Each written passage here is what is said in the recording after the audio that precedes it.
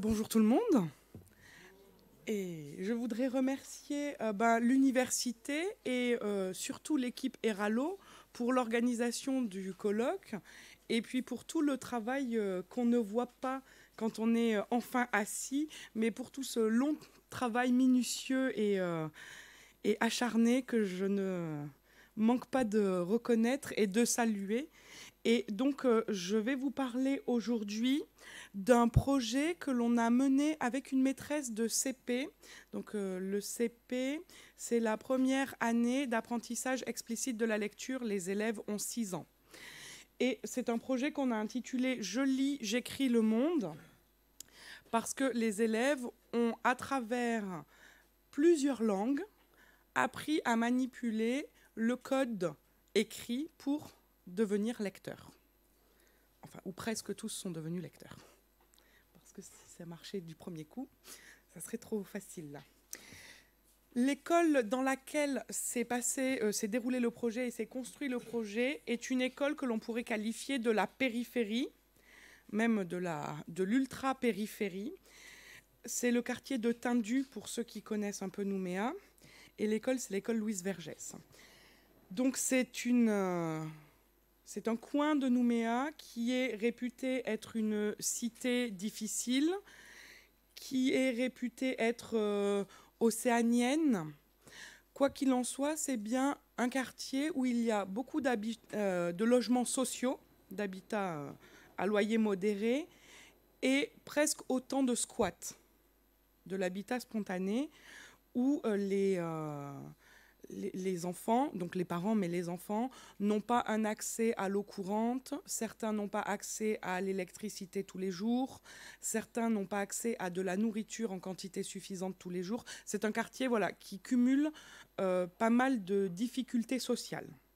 C'est un quartier où aujourd'hui il n'y a plus aucun service public, plus de poste, plus de police, plus aucun service public et plus aucun commerce. Donc ce ne sont que des zones d'habitation. Mais ils sont face à la mer, c'est magnifique. Je ne sais pas si ça compense, mais voilà. Comme dans les quartiers ou comme dans les zones, on va dire, de la périphérie, l'école fait l'objet d'une représentation souvent ambivalente. À la fois, on valorise l'école parce qu'on va réussir, mais l'école, ce n'est pas tout à fait pour nous. Bien sûr, on veut que nos enfants aillent à l'école, mais s'ils sont en situation d'échec une fois, 2 fois, on ne va pas trop blâmer les enfants, ce n'est pas de leur faute, c'est l'école des Blancs.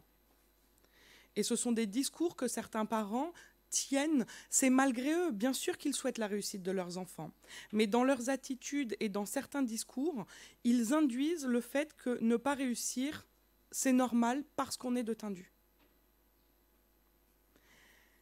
Et pour tenter de pallier à, on va dire, ce contexte, la province sud, puisque c'est en province sud que ça se passe, a identifié cette école comme étant en zone d'éducation prioritaire, ce qui permet de dégager un peu de moyens supplémentaires.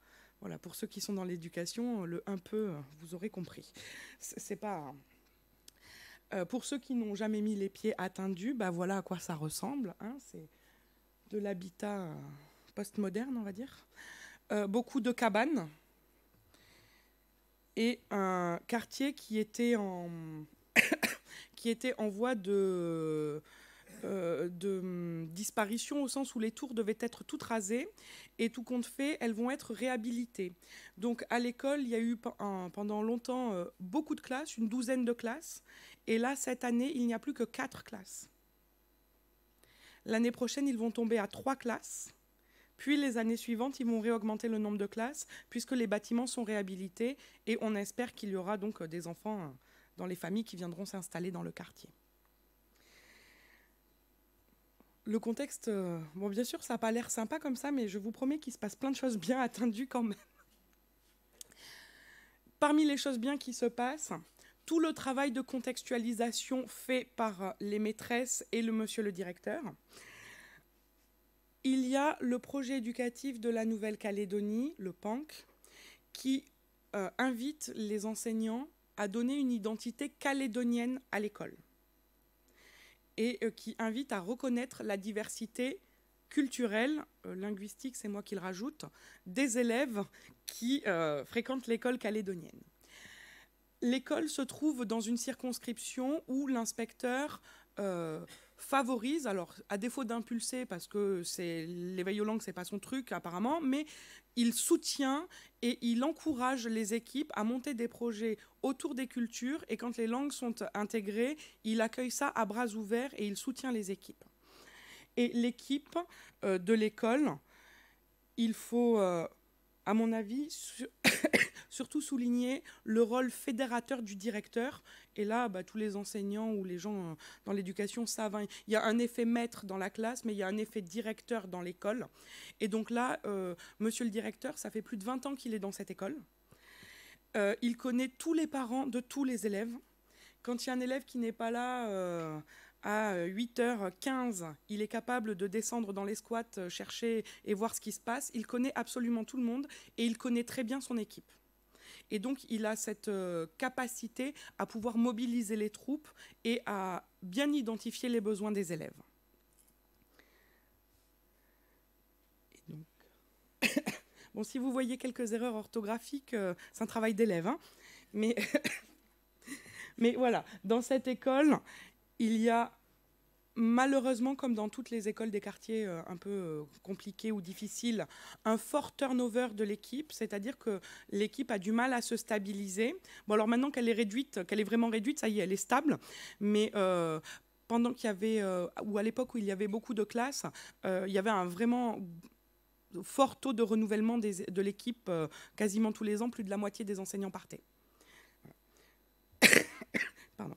Le point de stabilité, c'est monsieur le directeur, dont j'ai parlé tout à l'heure, et qui fédère autour d'une équipe. Et donc aujourd'hui, l'équipe commence à être stabilisée.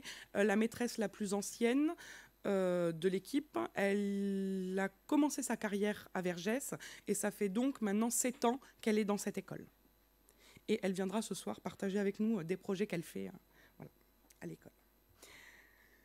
Sous l'impulsion du directeur et de l'équipe, on a une école qui est presque tout le temps en projet, ou en tout cas, les classes sont invitées à travailler conjointement, collaborativement, sur plein de projets. Et dans l'école, donc, on a peint un arbre, c'est l'arbre des projets. Et donc, tous les projets de l'année sont affichés, l'arbre fleurit au fur et à mesure dans l'année. Et donc, les projets sont affichés et apparaissent sur l'arbre. Et tous les élèves sont impliqués dans ces projets-là. Voilà pour le cadre global. Donc c'est un quartier difficile, un contexte institutionnel qui permet de faire certaines choses, notamment en termes de prise en compte de la diversité culturelle et linguistique des élèves. Et la maîtresse, un jour, la maîtresse de CP, donc Madame Bousquet, est venue me voir en me disant « Catastrophe, on est en fin de P3, troisième période de l'année, et certains de mes élèves, plus d'un tiers, ne décodent toujours pas. Un tiers n'assemble pas. Qu'est-ce que je fais ?» Alors on a réfléchi ensemble, d'abord, à pourquoi est-ce qu'on va apprendre à lire. Et donc quand on regarde les programmes néo-calédoniens, ça ce sont les programmes 2012, puisque les 2019 ont été abrogés entre-temps. Donc j'ai remis les 2012. Et les programmes proposent des procédures, des compétences à développer pour des finalités. Et les finalités, ma foi, on apprend à lire pour devenir autonome, et donc on doit pouvoir remplir ça tout seul. Voilà. Ou on accède au patrimoine commun, on peut lire et identifier ce texte et le rattacher à un courant littéraire. Ça, ce sont les deux finalités que donne l'école pour l'enseignement. C'est réducteur, hein, évidemment. Je réduis à 2 caricatures ou 2 stéréotypes, mais voilà les finalités et les missions que les enseignants ont, permettre aux élèves d'être autonomes avec l'écrit et pouvoir accéder à un patrimoine culturel commun. Cependant, lire, c'est utiliser un code arbitraire qui transcrit arbitrairement un code arbitraire.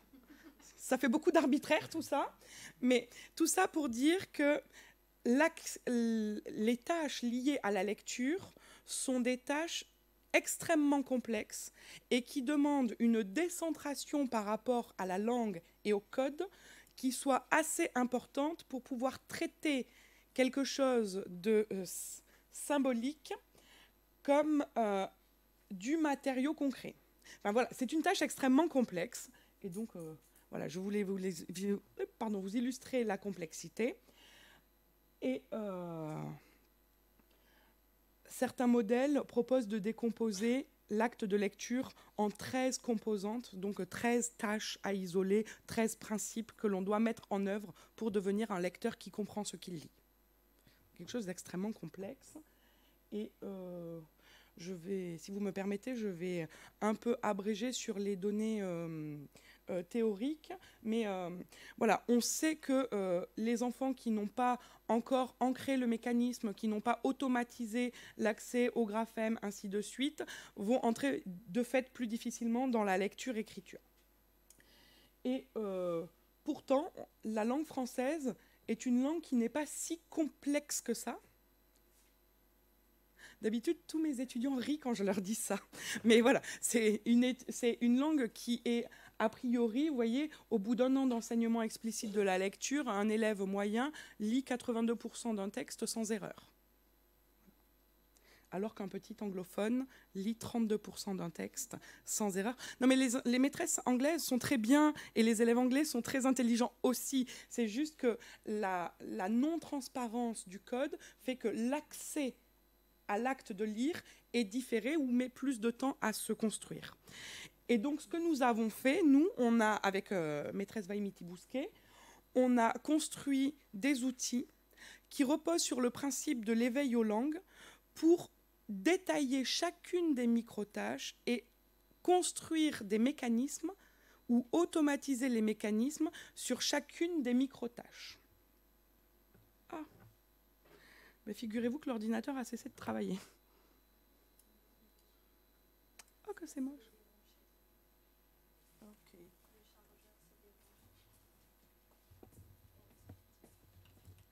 Voilà. Oui, j'ai plus qu'à lui dire... En mettant plein écran. Ben voilà. Alors, par contre...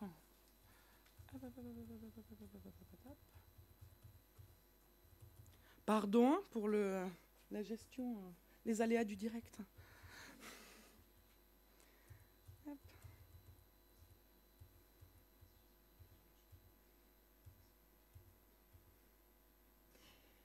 Donc, pardon. Donc, on a construit un projet où on a distingué chacune des tâches. Et ce projet, on a fait deux grandes entrées lecture-écriture, mais chacune de ces entrées était décomposée elle-même en sous-composantes. Et donc là, ce dont je vais vous parler aujourd'hui, c'est le travail qu'on a fait sur la phono, le principe alphabétique et la conscience phonémique. Donc on est parti des besoins des élèves, où, voilà, problème d'identification des graphèmes, problème d'identification de phonèmes, de reconnaissance des phonèmes, et problème de combinatoire, c'est-à-dire d'assemblage. Ce qu'on leur a proposé, d'abord, on va travailler la phono. Et là, on est allé chercher des langues de leur patrimoine, on va dire, qu'ils parlent ou qu'ils ne parlent pas, plus des langues selon leurs caractéristiques phono. Et donc, on leur a fait des jeux d'écoute avec des bingos, des lotos sonores, enfin, tout ce qu'on peut mettre en place pour faire de la conscience phono, où on a mis en côte à côte, où on leur a fait écouter des mots qui avaient des sonorités ressemblantes ou dissemblantes. Parfois, c'était l'aperture de la voyelle, c'était la longueur de la voyelle, le ton, qui permettait en fait de déguiser leur oreille sur des finesses phonologiques. Et donc, on a appris des langues que certains élèves parlaient ou entendaient, et puis des langues comme le vietnamien, c'était pour les tons, en fait, la forte amplitude tonale du vietnamien qui nous intéressait de façon à leur faire isoler les phonèmes. Et donc, voilà, on a construit toute une progression et une progressivité avec à chaque fois, on oppose ça à ça, pourquoi, on oppose ça à ça, pourquoi, et ainsi de suite. Donc, je vous fais grâce de tous les détails, mais on a pensé en termes de progression, progressivité, avec un travail petit à petit vers les voyelles nasales du français qui sont singulièrement problématiques pour les enfants de Tindu. Et l'opposition en on, mais ça, c'est pas qu'à Tindu. Ensuite, pour le travail sur les graphèmes, on a travaillé pareil avec des langues de leur patrimoine, plus des langues selon leurs caractéristiques orthographiques, et j'ai mis orthographique entre guillemets parce qu'on a utilisé aussi une langue qui n'a pas une orthographe alphabétique, on va dire, et on avait prévu 4 degrés de difficulté. Et le premier degré de difficulté, donc là, l'opposition entre le chinois et le wallisien était totalement inutile. En même temps, on était en P4, en CP, donc là, c'était pas du tout utile, mais les enfants ont adoré jouer avec ça. Mais ça n'a pas du tout été utile pour eux. Et ces ateliers-là, qui étaient en ateliers dirigés, se sont transformés en ateliers autonomes, avec notamment d'autres ateliers où on devait reconstituer le pantin. Et donc là, les pantins étaient découpés, mélangés. Ils devaient reconstituer 2-3 pantins selon les langues. Et donc là, le principe, c'est que l'on travaillait l'identification des graphèmes. Et on a pris donc des langues qui s'écrivent radicalement de façon très différente, puis petit à petit des systèmes d'écriture qui se rapprochent ou qui se ressemblent de plus en plus pour arriver à la notion de conscience orthographique.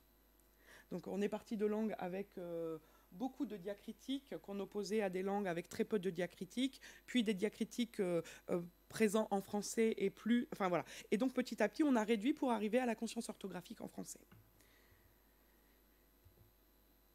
Et enfin, on a quitté la sphère océanienne pour travailler là le principe alphabétique en se servant de l'alphabet Inuktitut, donc de l'alphabet syllabique Inuktitut, où on leur a proposé ces tableaux-là, où ils ont dû en fait manipuler, faire le geste d'assemblage de la syllabe ou de désassemblage.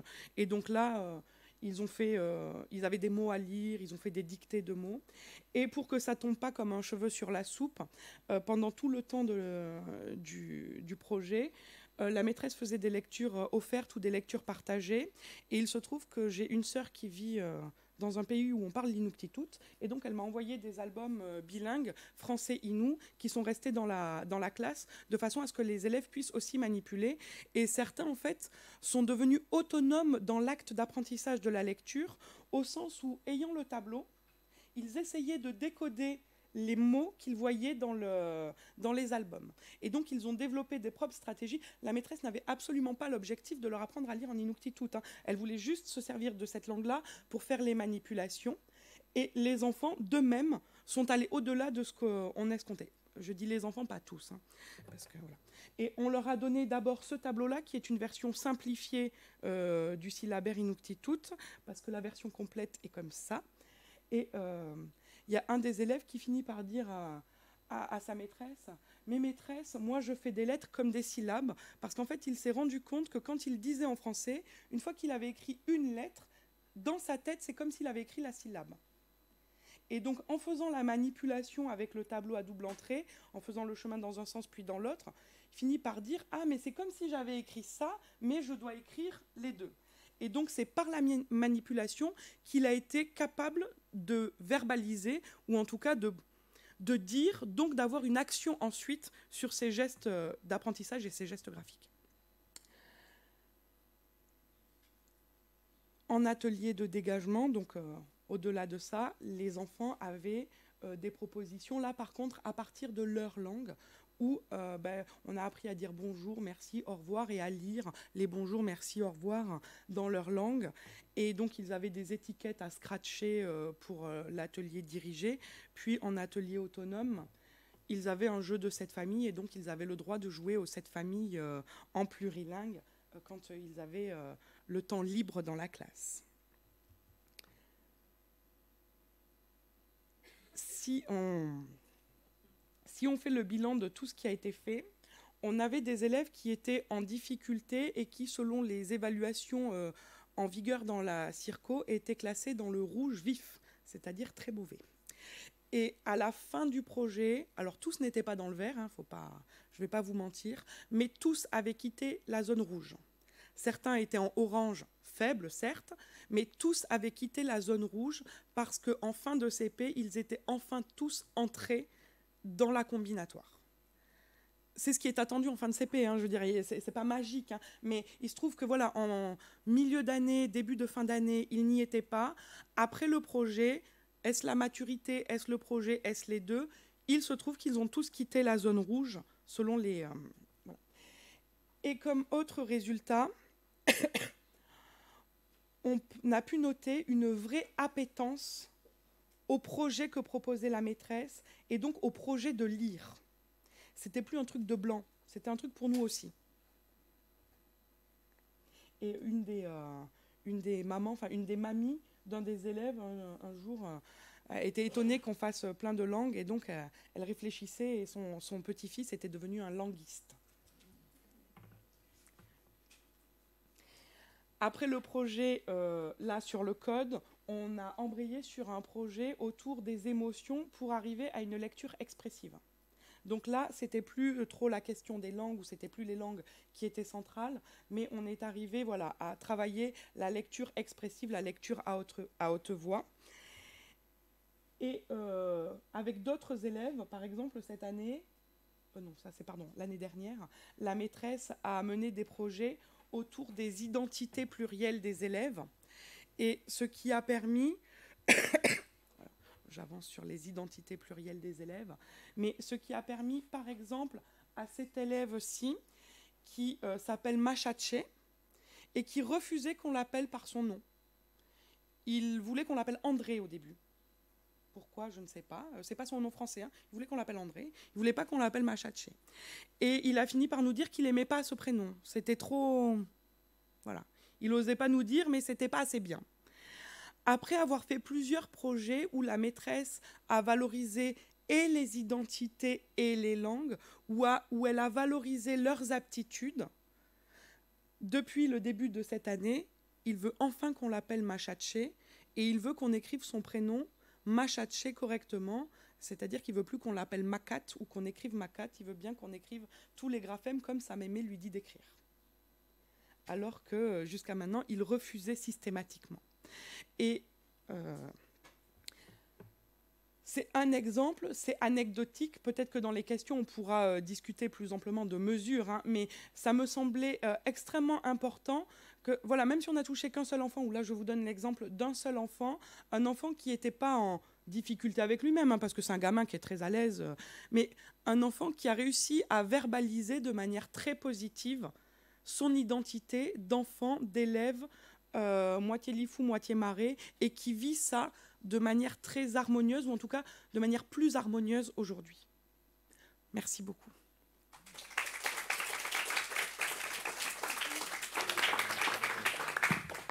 Donc, merci beaucoup à Madame Claire Colombel-Théoïra. Alors maintenant, je vais ouvrir le débat, les questions.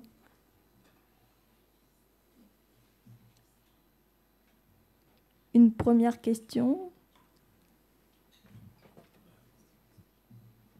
Qu'est-ce que ça veut dire? Merci beaucoup en Inuktitut. Par contre, je ne suis pas capable de le lire. Les élèves savent, mais pas moi.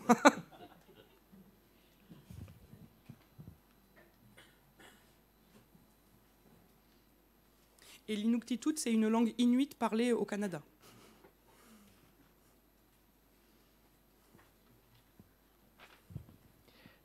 Merci pour cet exposé. Ce que je comprends, c'est que ils ont été exposés à la diversité linguistique, et une partie des langues qui leur étaient montrées étaient des langues auxquelles étaient associés certains des enfants de la classe, et peut-être d'autres ne l'étaient pas. C'est ça. Et par exemple, vous n'aviez pas d'Inuktitut dans la classe. Non. Donc c'est ça, ils avaient les deux perspectives, ce qui était intéressant. C'est ça. En fait, pour le profil, on va dire, de ces élèves-là, certains entendent leur langue familiale à la maison, mais très peu la pratiquent. Et la majorité d'entre eux ne l'entendent pas au quotidien. Ils l'entendent à des événements spéciaux ou quand ils vont chez les grands-parents, mais ils ne sont pas exposés quotidiennement à la langue et ils ne l'utilisent pas quotidiennement. Mais il y a des choses qui leur sont quand même plus ou moins familières. Et donc, on s'est servi de ça. En fait, cette compétence-là, où ils sont familiarisés à certains sons pour qu'ils puissent prendre appui là-dessus. Et on s'est servi d'autres langues où ils avaient moins de points de repère, moins d'appui, de façon à nous focaliser juste sur l'écoute. Puisqu'on était dégagé du sens, on était bien focalisé sur l'écoute.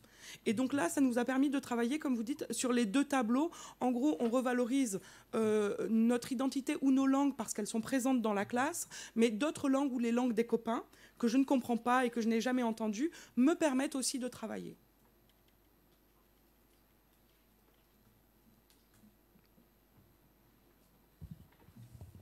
Une autre question?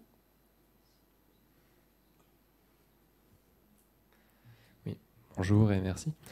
J'avais une question par rapport au projet. Il en est à quel stade? C'est une tentative sur une école? Ça a vocation à s'étendre à quelle vitesse? Comment? Alors là, c'est un projet qui ne se fait que dans cette école à l'heure actuelle, parce qu'il faut oser en fait faire rentrer les langues des élèves. Il faut oser manipuler des langues que l'on ne connaît pas et que l'on ne comprend pas. Donc là, pour l'instant, c'est à l'échelle de cette école. Et la première cohorte qui a vécu ce projet, donc celle dont j'ai parlé là, qui est en fin de P3, aujourd'hui est en CE2, et ils sont tous lecteurs.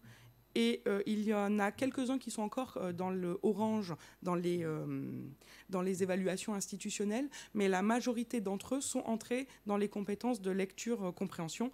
Alors, il y a eu 2 ans entre, donc ils ont travaillé aussi, je ne sais pas le projet qui a tout fait, mais à l'heure actuelle, donc, ça se fait là, à l'échelle de l'école. Parce que, voilà, l'équipe est assez soudée et, je pense, assez bien drivée par leur directeur pour pouvoir accepter des projets un peu... un jour, on nous a dit à Vaille et moi qu'on faisait des trucs de l'espace du futur. Voilà. Mais voilà, dans l'équipe, elles sont assez soudées et le directeur est assez présent et assez impliqué pour que ça puisse marcher et que l'équipe adhère.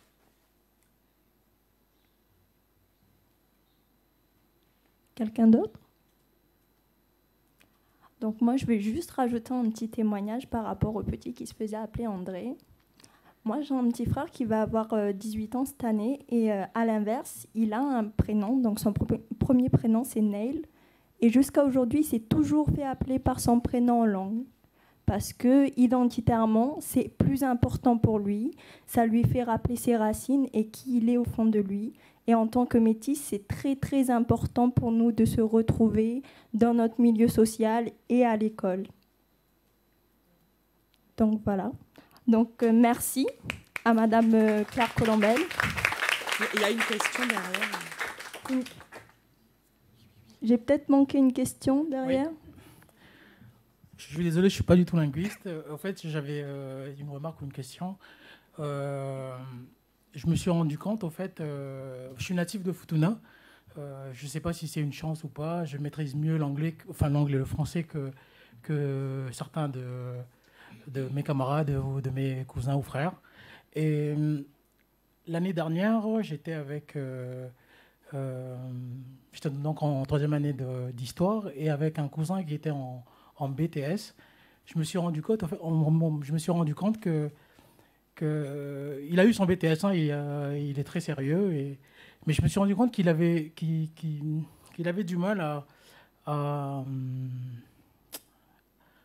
je ne sais pas si c'est vrai, il mettait du temps à avoir la réflexion, à obtenir le résultat. Et du coup, je lui ai demandé, j'ai posé la question et il m'a sorti qu'au fait, il réfléchissait, il lisait en français et il traduisait en futunien. Il réfléchissait en futunien pour le retraduire en français.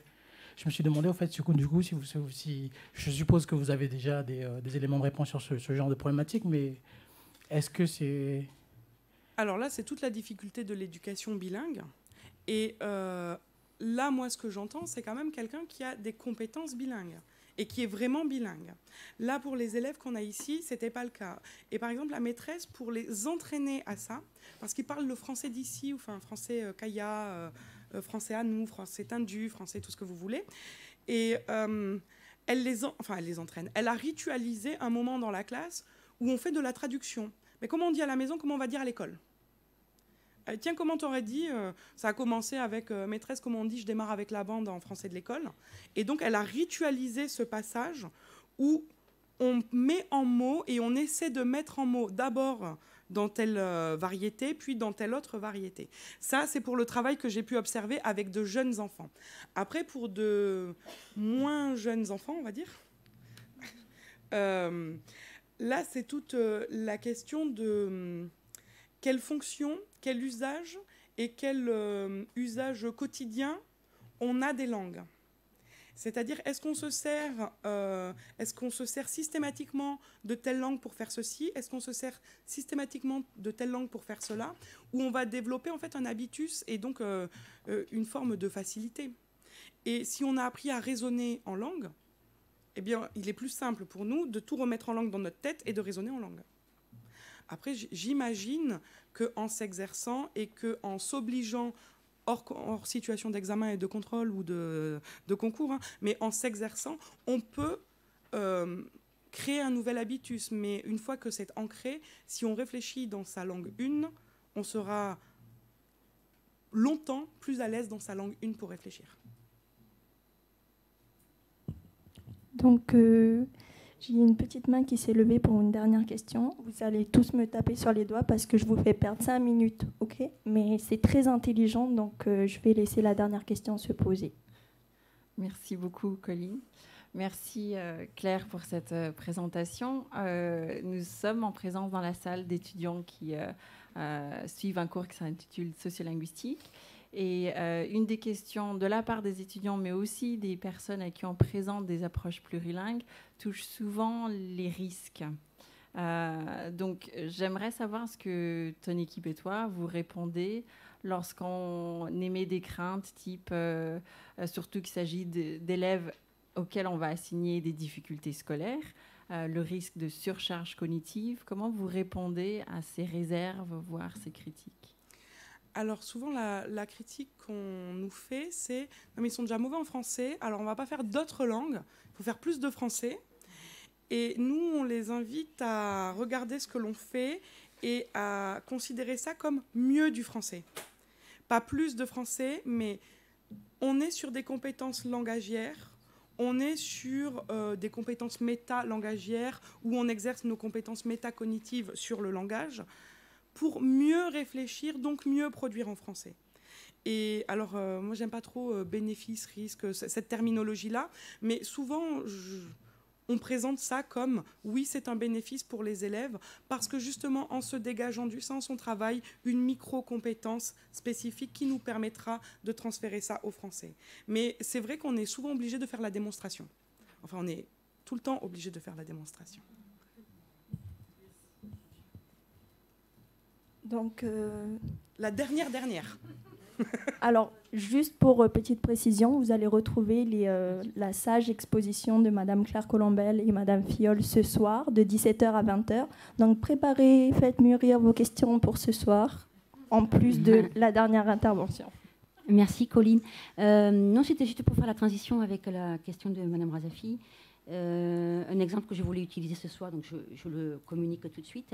Dans une étude de Christiane Perregaux sur des enfants bilingues, une centaine de profils d'enfants bilingues, en fait, elle a essayé de corréler les conditions socio-économiques avec le bilinguisme et les résultats du groupe des 100 élèves montrent que les meilleurs lecteurs et producteurs, on va dire, d'écrits sont les bilingues de milieux socio-linguistiques ou socio-économiques favorisés. Ensuite, on passe aux monolingues et ensuite, on passe aux bilingues de milieux socio-économiques défavorisés.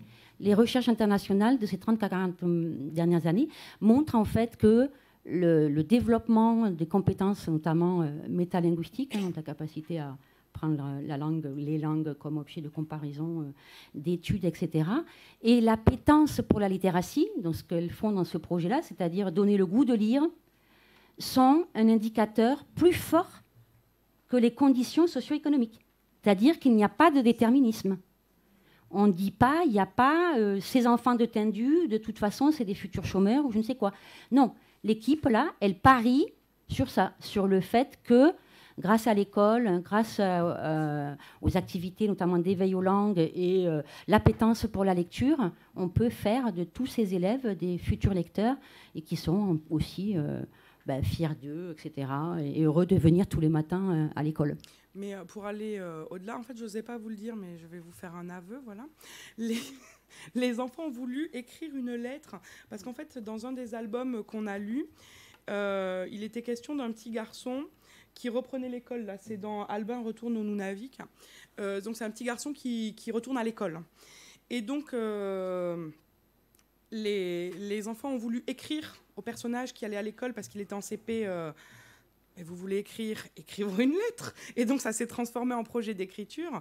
Et là, c'est là où on a fait quelque chose de pas bien, mais on a dit qu'on avait envoyé la lettre, sauf qu'on l'a gardée. Et j'ai demandé à ma sœur de m'envoyer des trucs du Canada. Et donc, on leur a fait un petit colis du Canada. Voilà. Oui, je sais, c'est très mal. Non, mais vous voyez, je le confesse en public. Hein, donc, mais les enfants ont voulu écrire. C'est eux qui ont demandé. Parce que nous, on n'avait même pas projeté ça, mais pas du tout. Et c'est eux qui ont demandé. Et donc, ils sont « Relis-nous l'histoire. C'est quoi le nom de la ville? C'est quoi le nom de son école ?» Eh bien, il n'y avait pas d'école du nom de... Je ne sais pas quoi. Je ne me souviens plus. Mais donc, voilà. Mais les enfants ont voulu. Ils ont eu envie et c'est eux qui ont construit. Ah, puis on va leur faire un dessin parce qu'eux, ils n'ont jamais vu de cocotier. Ouais, mais nous, on n'a jamais vu la neige. Ah, puis ils ont fait des cocotiers sous la neige. Enfin, voilà. Ils ont fait plein de... Mais ils ont eu envie et ils ont eu envie à travers des compétences qu'on tentait de développer avec eux dans ce projet.